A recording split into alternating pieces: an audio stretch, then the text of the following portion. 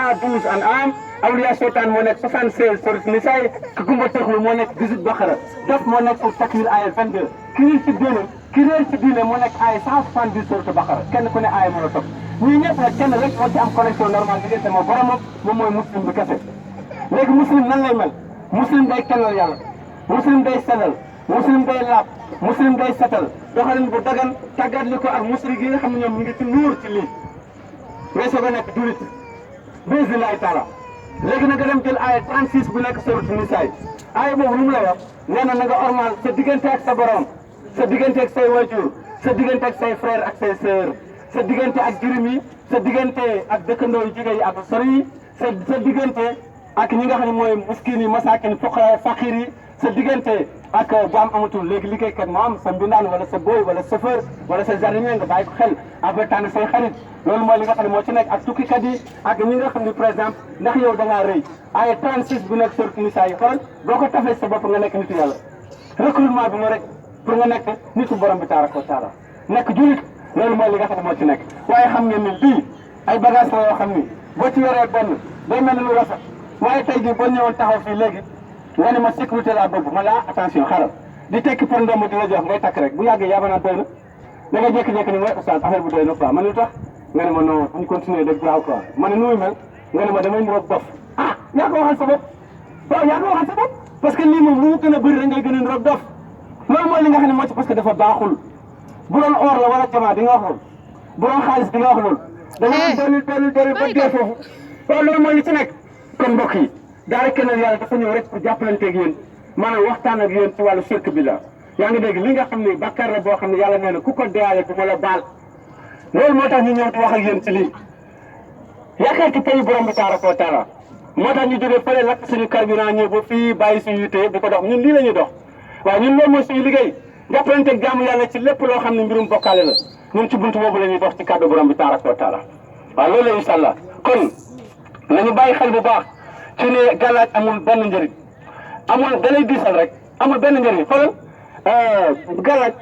bu ñu nee amul am na kuy taxaw ne la attention parce que man mos naa gis gàllaaj boo xam ne benn waay da koo sànni bu nekk jàll waaw loolu day ay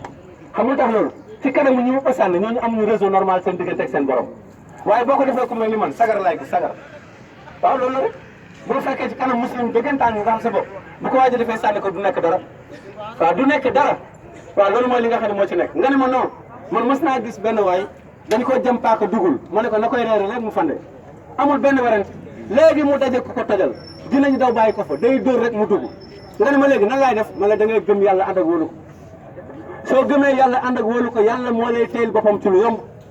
waaw boo gëmee yàlla ànd ak wóolu ko yàlla moo lay téyel boppam ci lu yomb ci kàttanu borom bi tabaraka wa taala li nga xam ne mooy sama yéene man bi isnillahi taala moom mooy gis nga sariyo bi ngay gis nii di ngeen ko gis fu ne ci kàttanu yàlla parce que dañoo pare pour jële fi njabarkat yi nit ñi sonn nañu waaw doomu aadama yi sonn nañu da ngay am benn waay nga ñëwee mu xoolal rek mu dem jël benn galaaj ne jaay la ko lu cher parce que yow tamit yaakaar nga ci am rek ah waaw léegi nag dafa am benn xale dafa am benn bis mu takk benn ndomb boo xam ne ndomb bi dafa bëri ay bët lool ma ne ko waa fiskaay mu daal ne ma ne ko yow sa ndomb bi moom bëri na ay trou quoi mu ne waaw kii ceinture de sécurité la ma ne ko sécurité pour lan mu ne non boo ko takkee kenn du la tëj parce que suma sëriñ loolu ma wax quoi ma ne ko non daf ko waat mu ne ma waaw sama sëriñ dafa waat nee na galaaj bi du dugg kaso ma ne ko sëriñ wax nga dëgg galaaj bi du dugg kaso yow yaay dugg kaso parce que balaa ngay dugg dañ koy dindi waaw ma ne ko dafa waat nag waaw dafa waat ni xam nga gars yi dañ leen nag da ngay dégg mu waat ci ne galaaj bi du dugg kaso léegi nga jàpp ne tant que mu ngi sa ndigg doo dugg kaso waaye balaa ngay tàggoo boom daal yu rëy walaay di nga ko tekki di nga ko tekki galaaj gi des ci biti yow nga dugg ci biir waaw loolu mooy li nga xam ne moo ci nekk waaw